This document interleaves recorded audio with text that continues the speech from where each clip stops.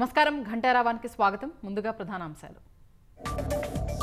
దావోస్లో Telangana pavilion ప్రారంభం. నేడు పలు సంస్థల సీఈఓలతో సీఎం రేవంత్ రెడ్డి బృందం చర్చ.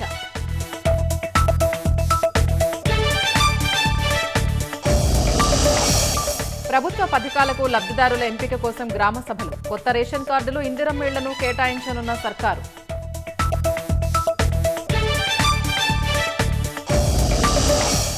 ఛత్తీస్గఢ్ ఒడిశా సరిహద్దులో 2 రోజులుగా భారీ ఎన్కౌంటర్. 14 మంది మావోయిస్టులు హతం. కొనసాగుతున్న కూంబింగ్.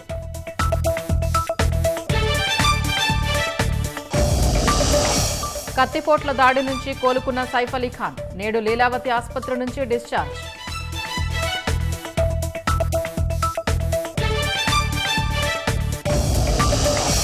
ట్రంప్ ప్రమాణం చేసిన తదుపరి డజన్ల కొద్ది ఆర్డర్లపై సంతకాలు. అక్రమ వలసదారులకు పుట్టే సంతానానికి పౌరసత్వ చట్టం రద్దు.